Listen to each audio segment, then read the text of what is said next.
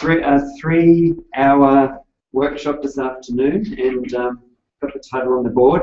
It's about writing the literature review. So this special part of a thesis where you deal with the literature. Okay, so I assume everyone here is currently doing a thesis. Who's doing a PhD thesis? Just put your hand up. Okay, who's doing a master's thesis? Right. Is there anybody here not doing a thesis? Okay. Are you here just out of interest, or?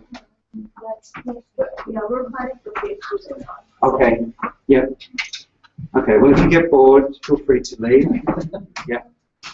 Okay. So I'm Stephen, and this is my personal email. So feel free to contact me with any follow-up questions or comments. That's my job title. So I'm an academic skills advisor at the University of Melbourne. So that's my day job. And just coincidentally, we're in the University of Melbourne today. So I actually work mainly with this faculty, Architecture, Building and Planning, but I also work with other faculties as well. Okay, so what we're going to cover today, so some definitions and purposes of the literature review, go through the stages of writing a literature review, maintaining a stance and expressing a critical voice in a literature review, language for the literature review, and then some practice activities.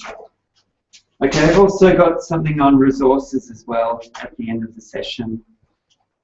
So, Munir, we've got about 3 hours. We're going to have a break in the middle. Yeah. Okay, so we'll probably go, at least an hour, and then have a short break. Okay, does that look good? Do you want to add anything to the program? Anything you want to talk about in particular? Spend more time on? And I have some issue with writing the citation or how it can support my claim or allegation or some sentence. Sometimes my supervisor asks me to write some proof or add some citation, but for other sentences, doesn't need any citation. So when a specific time or particular time that need to support my claim with a reference. Yeah. Yeah. Okay, that might be covered. We are going to talk a bit about referencing when we talk about voice. So if it doesn't come up, maybe remind me about that question at the end. I think a common problem we have is our lit review is more descriptive than critical. We don't criticize other work. We just describe things. This is maybe most of us work. Yeah. Okay. Well, that third point, should answer some questions there. But if you have other questions, we're going to have a little Q&A at the end of the session as well. Okay, so maybe let's get going. So can I just get you to think about these two questions with a partner?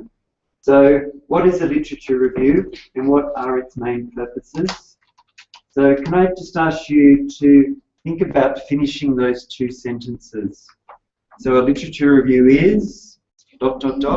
and we use lit reviews to or for ... Just for 2 minutes with a partner, just finish those two sentences.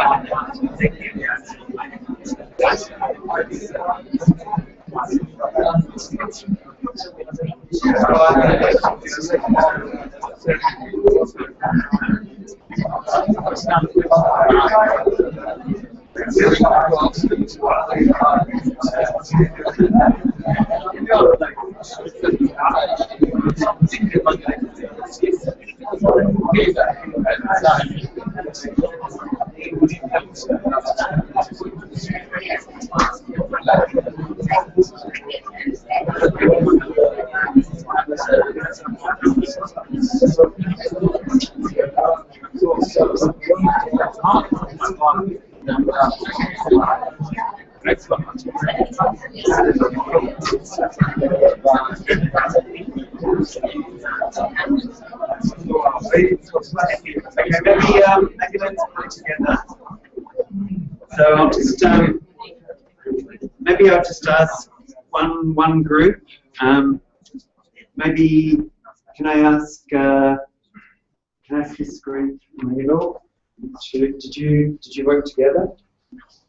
Yes. Do you want to just finish that first sentence for me? Yeah. So literature review is. We are using literature review to identify the gaps in knowledge. Gaps in knowledge. Studies, critiquing other work review, and identifying contemporary theories. Yeah. Yeah. So this in journalism. Okay. And there are different types of systematic meta-analysis or traditional or something like that. Well, that's a long sentence. Yeah. So okay. No, that's okay. different types and different definitions. We'll leave it there. Yeah. Okay. Can I ask one of the lady groups at the back? About the ladies yellow, your group. What about a literature review is?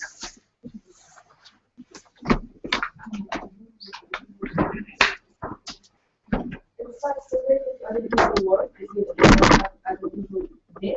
Yep. What's that guided to my work? The influence Yeah. on your work. Yep. Thanks. Okay, maybe we'll just put up. They're all good answers. I'll just put up one answer from my perspective. Okay, I'll just let you read that.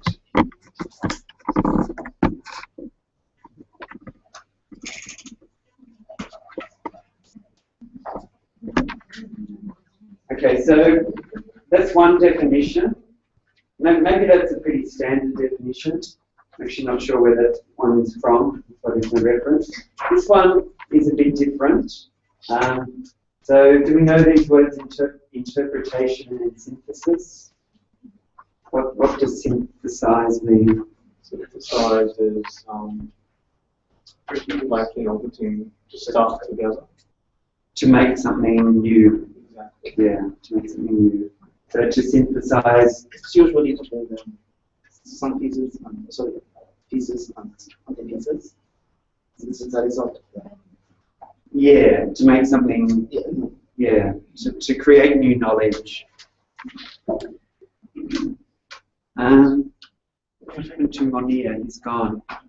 Hopefully we can get the PowerPoints out to you at the end of today. So take notes, but hopefully we can get the copy to you as well. Let's maybe go to the second question. So can I ask maybe the two guys with the sunglasses at their heads? What's this one? We use future views 2 or 4? To support your work, just to prove you get like the right thing. The right thing. Yeah. Yeah. You guys talk about something, literature review can support. We give it 5 more. Okay, yeah. So it kind of creates a space to confirm your work. Yeah. Okay. So these are all good words, aren't they? Support, confirm.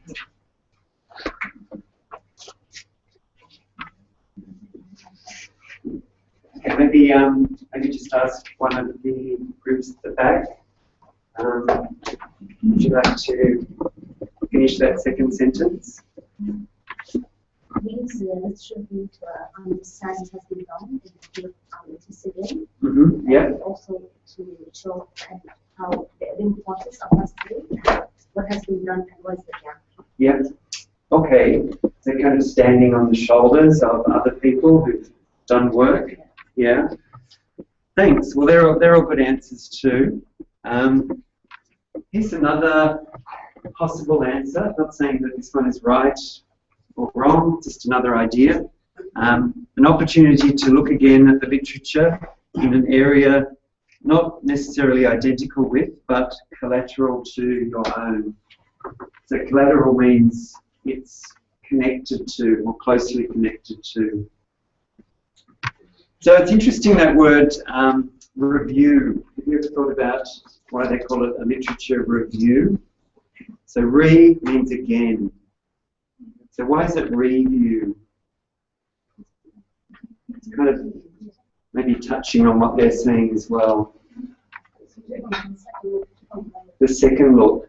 So possibly you've come across these studies before, maybe, I don't know, at a lower level of study, maybe in your master's course. Now you're going back in your PhD to look at them again. Okay, so possibly it would be a review, or for some people it might be the first view. Yeah?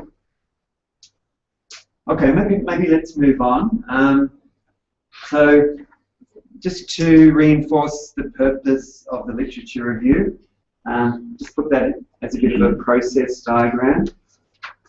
So just think about that as maybe a flow chart. So these are things that possibly build on each other when you do a literature review. Any questions or comments? I just want to ask about those sentences that literature review after the result of the others.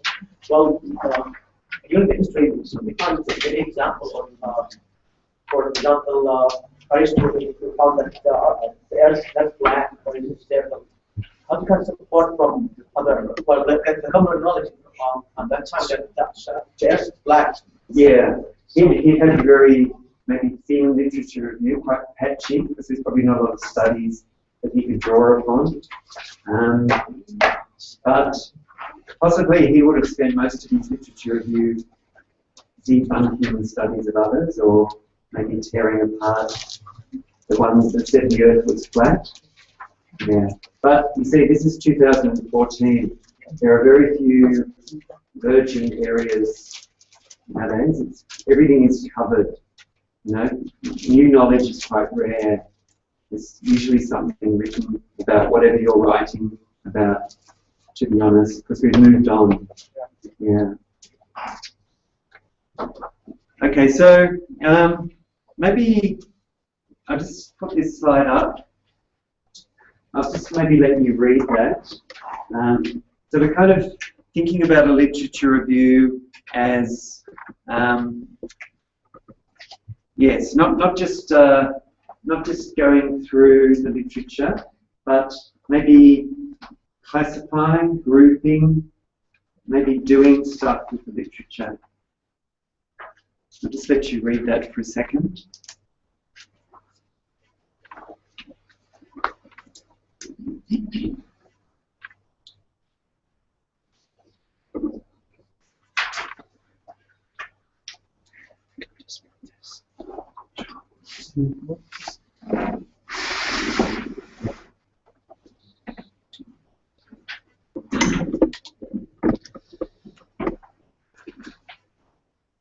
Okay, so have we thought about some of these before? So maybe the second point there is interesting, controversies. I don't know if you're working in a controversial area. There's another word maybe related to controversy, contentious. So contentious means something that people are possibly fighting over. Any comments there? So Munir, we will get them the slides today. Like if I give you a copy, you can distribute. Yep. So you've got all their emails. Okay, because I've got quite a few slides. I've got about 60 slides to get through. So probably you'll need a copy of these. So in other words, let's have a look at the big picture. So don't know if you've thought about it like this, but the literature review has to provide a context for your field. You have to let your reader know what they say in the field. You have to let your reader know what they don't say, what they haven't thought of, and possibly you're calling for more work on. Okay, and then finally, your contribution. Okay, so that's a simple roundup of what we're doing with the literature review. Okay, so guys, I'm going to spend about 5 minutes on this, but it's such an important area. Yeah, so writing comes from reading. So we can't write if we don't read. Everything we do at university is connected to reading. So you've got to be an effective reader and especially an effective note taker. So I just want to spend a couple of minutes on this. So this is possibly for the ones who are at the beginning of the thesis writing journey. So questions to ask yourself, you know, what do I already know? What am I looking for? What are the different schools of thought? What are the great debates in the area? So we have different types of readings, and they're all got different types of uses. So possibly we know the difference here. What's a primary source? What do we get from a primary source? Maybe not so much. Maybe that's more tertiary sources. What do we get from primary sources? Theories. Maybe that's more secondary sources. Right, he's got it. Basic data. So maybe raw data. So like interviews, if you're doing qualitative research, it's based on interviews. Or, you know, sources of statistics if you've got quantitative research. Secondary sources, this is people writing about the raw data. So we've got theories coming from people analysing the raw data and written for a specialised audience. So possibly like academic journal articles, if you like. Okay, and then the tertiary sources, yeah, books and maybe some more general articles which put together secondary sources. So 3 types of reading And this is why we would look at these sources. Okay, so which type of source maybe would you be reading the most of at the moment? Secondary? Yeah. So probably later, or if you're right at the beginning, you might be going to the tertiary sources. Even things like Wikipedia could be useful on the topic. But then pretty quickly you go into this more specialised reading, and possibly later you're looking at your own raw data. So while we're reading, we have a couple of questions in our mind. Yeah. So we don't just read it with no focus. We've always got to focus. So we're thinking about, why am I reading this? What are the authors trying to do? You know, what's the author's purpose here? What are they saying which is relevant to my needs? How convincing is it? And the bottom line is always, what use can I make out of this? So, yeah, when I give this kind of workshop to UniMel PhD students, I do spend a bit of time on reading, because it's always the match with the writing. You know, you have to be a good reader to be a good writer. So part of reading is the effective note-taking. So we try to take notes as we read. We try to interact with the text. We try to combine reading with writing from the beginning. So guys and ladies, how do you take notes? So these are some common ways to take notes. So when you read something from your or for your PhD, do you maybe dirty the page by annotating the page, like writing on the page, or making an electronic note if you're reading online? Or do you try to do some sort of diagram, kind of like this, like a series of bullet points? Or do your notes look a bit like this? Maybe you're looking into columns, or maybe you use a concept map, which is this one up here, sometimes called a mind map. Or do you do something quite transformative? Do you try to write a paraphrase or a summary? Or you might use a mixture of them. So which one is it more effective? Different things work for different people, to be honest. It's good to experiment with a few. These ones are good for visual learners, like if you learn by looking at pictures or diagrams. I think summary writing is always useful if you read something, like it's a 10-page article. If you could write a 2-paragraph summary, just in your own words. Even in Arabic is useful, to be honest. Doesn't always have to be in English. So there's a lot of scope here, and like I said, different things work well for different people. Can I ask the guy in the glasses, how do you take notes usually? I prefer like transcript. This one of these? Yeah. Yeah. And do you do it in English or Arabic? No, actually, no. That's fine. Whatever works for you is the key here. Yeah. I have a question. Sometimes it's easy for me to take notes, to do some regular direct quotations, to take that part and this and write later. Do you think it's effective way? Because sometimes if I encourage, I find I can't be right, because it's hard to paraphrase when you take it as a paragraph. Yeah, it takes more time. Exactly. It's there. I can't change it. Yeah. Sometimes it's good to just cut and paste something, so a direct quotation. but there's always the temptation to cut and paste it into your work.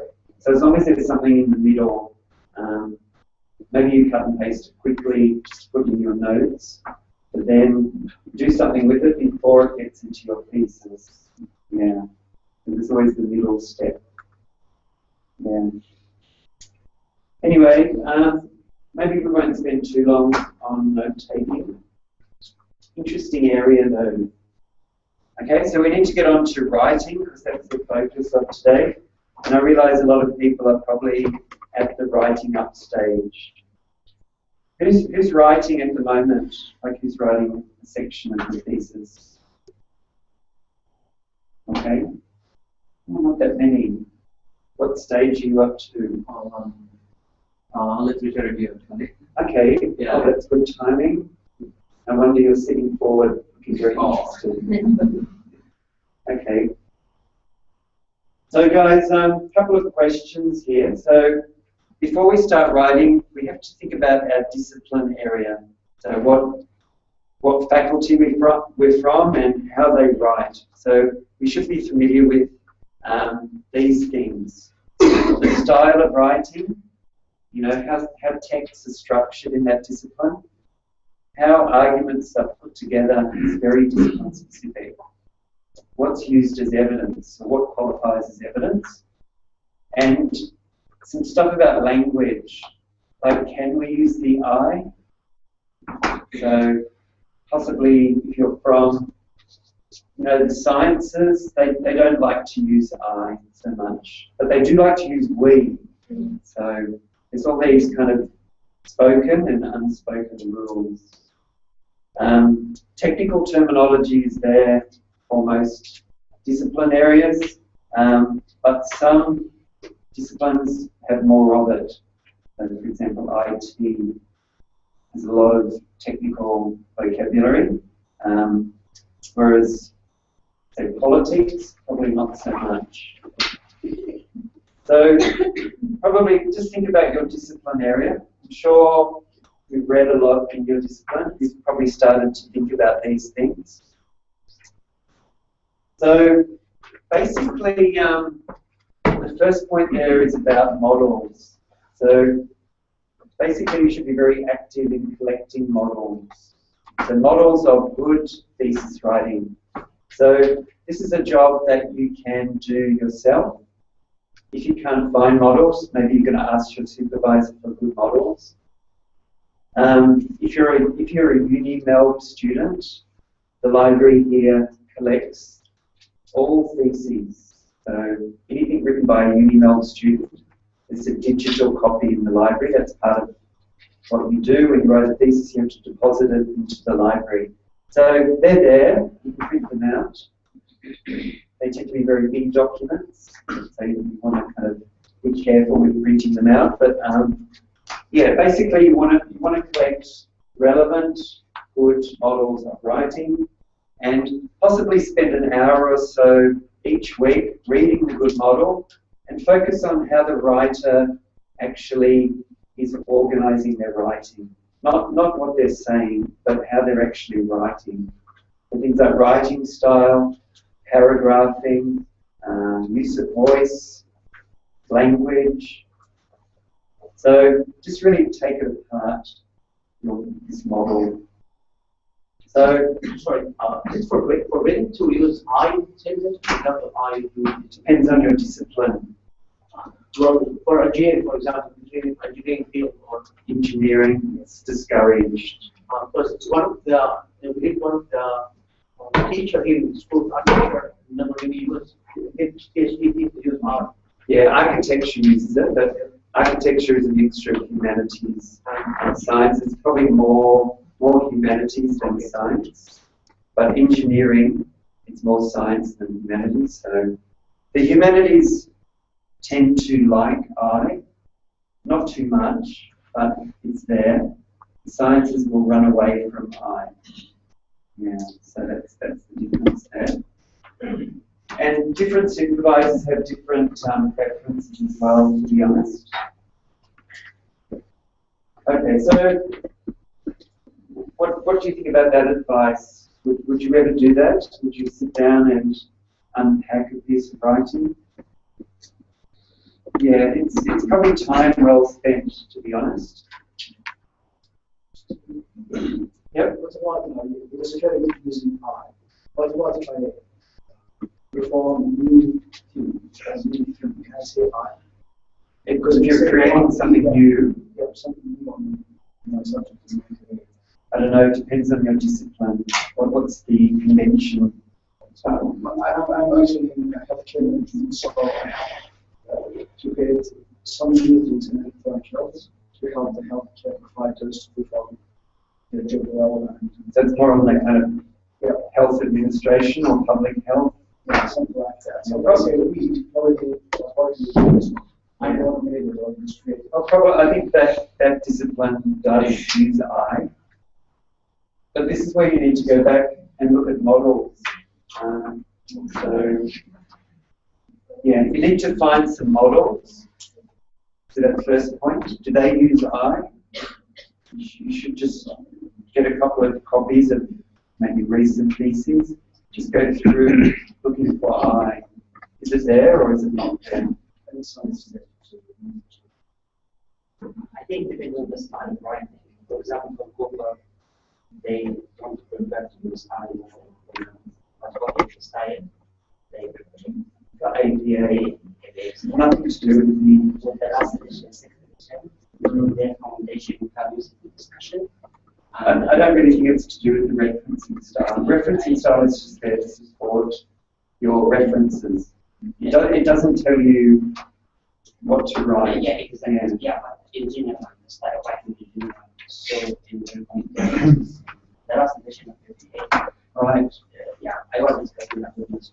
Well, APA is from the American Psychological Association. So psychology is generally in arts. Arts likes I. So that's probably where they get from. Yeah. Science. But I think you've got a slightly different issue there. Yeah. It's really your discipline that makes those kind of decisions. The tradition of your discipline. So probably this question is sorted, it's organized already for you. Some students here will be putting it in a separate chapter. Other students will be kind of putting it throughout their work. If you're in the sciences generally, it'll be possibly as a separate chapter. Humanities sometimes follows that approach. What are you doing after that? This one, separate chapter dedicated for the For literature review. Yeah. Depends on your area. Right. Thesis would have a separate chapter. Most, but not all. Yeah.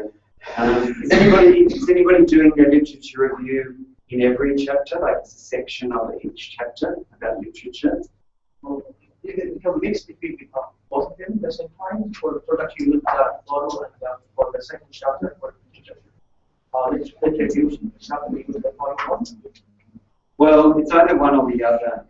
This is as a quarantine chapter, so it's sitting there as an island.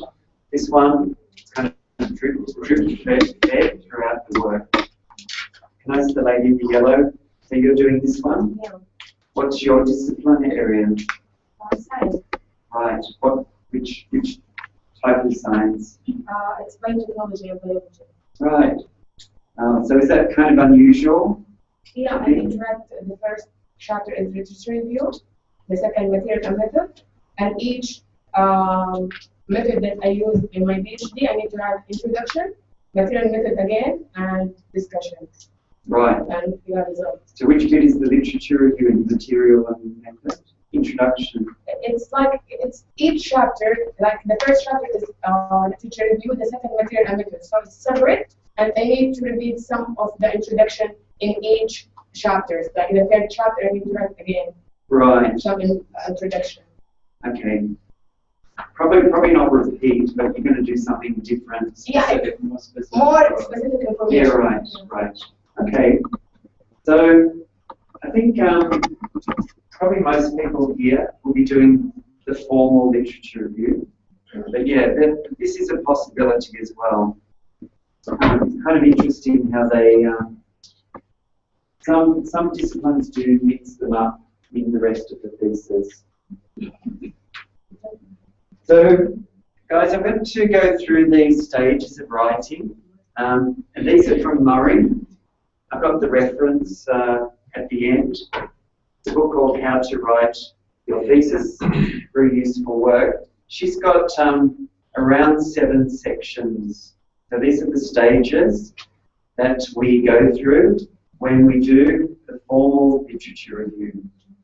So we've got a defining, justifying, forecasting, linking, critiquing, and then another defining stage to go through. So just before the break, I'm going to go through the first 4 sections. Yeah. So they're kind of introductory sections. So probably number 5 is the actual literature review. Sorry, 5 and 6. Okay, so let's go through the first area, which is deciding what you should put in. So we're going through, yeah, actually not the first area, probably more the second area. You're justifying our selection of literature. So possibly you've heard this metaphor before. Does everybody know what a metaphor is? That word metaphor, it's what is a metaphor? Yeah, comparison. So saying something is similar to something else. Yeah. So a metaphor you might want to apply for this justifying the selection of literature is a dinner party. Okay, so maybe not a Saudi dinner party because they're a bit more informal, but maybe like a Western style dinner party. Has anybody been to quite a formal dinner party in Australia? Have you been to one? No? Anybody been to one where you kind of sit down and you've got a special place and you have to sit there and maybe the most important person is sitting at the head of the table? Yeah? Okay, well, think about that. Think about a dinner party. So basically you're holding the dinner party, you're the host. So you've got to decide who's coming to your lovely dinner party, where they're going to sit at the table. So basically this is a metaphor for who you're going to invite in your literature review, who's important to have in that review, and how important are they to the field. So, sorry Mr. Cameraman, I'm just going to use the cord for a second. So for example, so this is maybe a dinner party. So we've got maybe people sitting around a table. So this is this is you. So maybe the most important person sitting at the head of the table. So you want to talk to these people. So you think these people are important. You're kind of thinking these people need to be at the dinner party, but you don't really want to talk to them. So you put them right down the other end of the table. So possibly they're at the table, but you're not having any direct conversation with them. So is there some kind of informal focus group review? No, I'm just comparing it to the literature review. So think about your literature review as a dinner party. So you're going to ask some authors into your literature review, but possibly, yeah, they might be very important and you want to speak to them, but possibly there's ones who are less important, and then actually there are ones outside the door as well. So who actually didn't get inside to your dinner party because maybe you don't really feel they're important or they're not, their work is not particularly relevant to what you're doing. Anyway, that's my metaphor. It's actually not my metaphor, it's from Campbell and Thompson. I think it's quite a useful metaphor. More relevant for my scientific ability. Yeah, not necessarily at the beginning, but possibly there'll be more of them. Yeah, so they have a bigger section, if you like. So sometimes in your literature review, you're going to be talking about different ideas, different people's theories. Occasionally you might need to zoom in on a particular study. So you basically got a lot of different studies. So possibly at some stages you're providing an overview, but then you might want to zoom in and focus on a particular study. So this is another metaphor. This is a metaphor of using a camera. Yeah. So zooming in on a particular study, maybe looking at the study in a bit more detail. So one thing to avoid in a literature review is to look at each study with the same weight. So some studies probably need about this much room, some studies probably need this much room. So beware of treating all studies as uniform containers like that. That's really boring, and it probably doesn't reflect the field. You know? So some are going to be more important than others. I'm just putting in this example text. So this is the language or example of language we might use when we're talking about why we're including a particular study. So I'll just let you read that.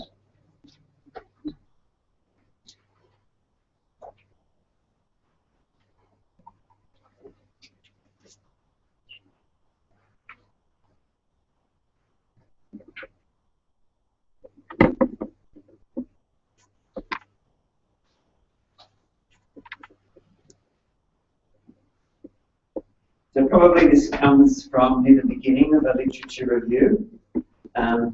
So the writer is saying, okay, we're going to look at this term, this special term. We need to define the term because the term can take on a few different meanings. Okay, and then they're saying here, we're actually not going to look at this one meaning of the term. If you're interested in that, you probably need to look at these references. And this particular review will cover these aspects of these studies. Can you kind of get the idea here? So you're setting a boundary around what you are and what you're not going to talk about in the literature review. So it's kind of signaling to the reader, I'm going to talk about this, but I'm not going to talk about this. Yeah? So kind of boundary or parameter setting.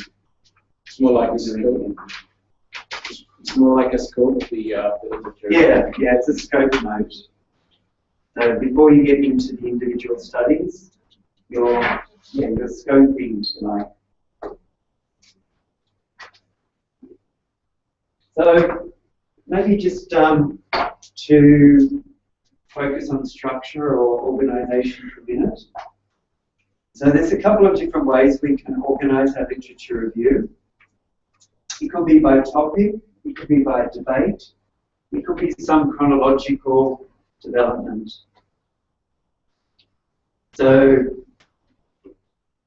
for example, if you're looking at something that's got a lot of historical pedigree, maybe it started a long time ago, maybe you could look at when it first started and then through the decades until now.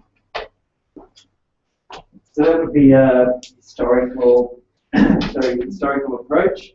the important thing is here, just try not to go through the works one after another. You do need some kind of grouping, okay, grouping together.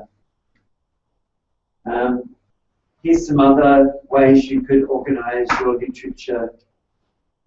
So, not sure how you've gone about this. Can I ask somebody who's maybe at the end of the process, what kind of structure did you use for your literature review? Yeah, I've done it already, and I used the chronological actually. Okay, so old to new. Yeah. Did you start with the old or did you start with the new? I started with the old. Because some disciplines would like you to start with the most recent and then go backwards. Oh, yeah. So that would be one way to do it as well. I used the other way around. Somebody else with their hand up? Yeah, I used key issues, related issues. And in the paragraph, I used like early to late. You mean time order? Yes, as in like in each issue, which I need to specify the view. Yep. So that's interesting. What discipline area was that? Okay, yeah. What about our friend from La Trobe? I'm also from the computer science field. My approach is a bit different because I do investigate a lot of techniques and sort of attributions that kind of approach and solve a certain problem in the field. So I began classifying, or structuring, gathering a couple of tools, techniques and stuff that relate to the field and the actual problem, and list the most commonly, most widely used techniques at first, and then those who have the most significance, I guess, are listed at the very end. Yeah, with the highest impact. Okay. So did you consciously choose that structure, or did your supervisor choose it for you? Or it's all based on the literature. So I've been doing a lot of reading, and it's basically pretty much common. So some of the actual publications online that you may find are actually also reviews or sort of surveys. So they actually help me in basically deciding on how to structure the references. So it's pretty much the same sort of approach. Yeah. So that's common. From reading comes the writing. So you've got the models from the reading, and we follow them in the writing. So we don't have to reinvent things here. All the structures are there. It's just we need to choose which one suits our particular topic area. Yes, something. So I include more than one method, like I think that I use the chronological in some places and I use the issue of the date in others. So it's depending on the section that you're writing. Yeah, you can mix and match. Again, it gets back to your discipline area. What's acceptable for them?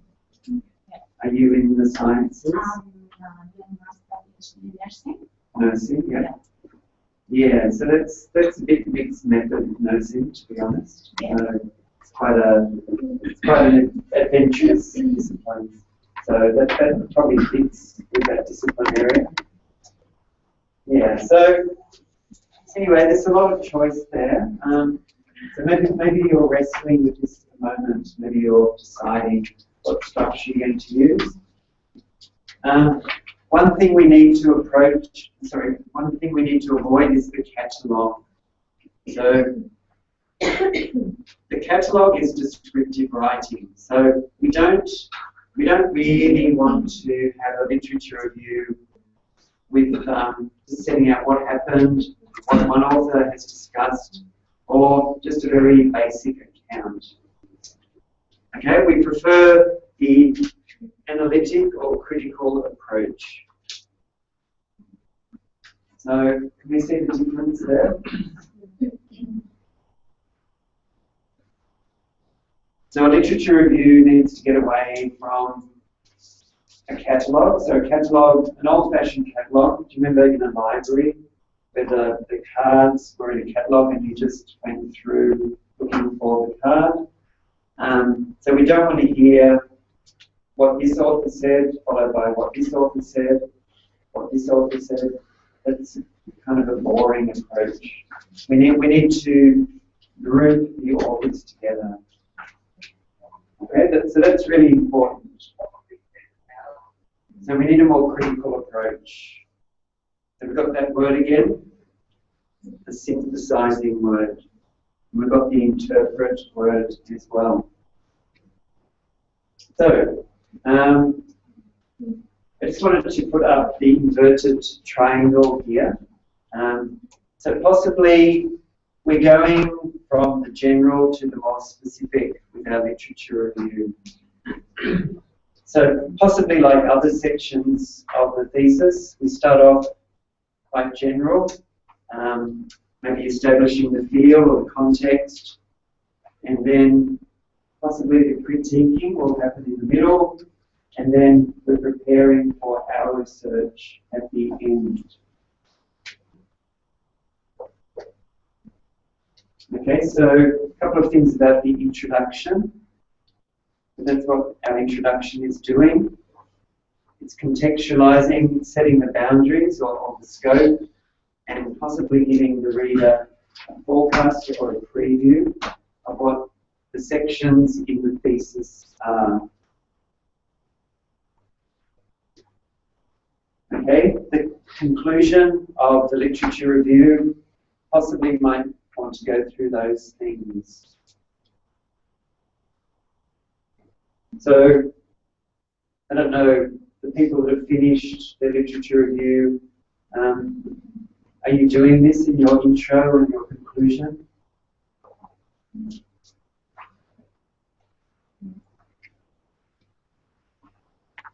Yes, maybe something to think about. Okay, so possibly that's the first 4 areas that we've gone through, and now we're going to jump into the main part of the literature review, which is linking your work to the literature and actually critiquing the literature. So, Munir, would you like to break now, or do you want to keep going for a while? Yeah. Okay, so maybe we'll have a short break. How long do you want to break for? Is it 2 minutes enough? Or 10 minutes? Okay. You want 5 minutes? Alright. Well, guys, let's say 10 minutes. Yeah. So back to 10 minutes.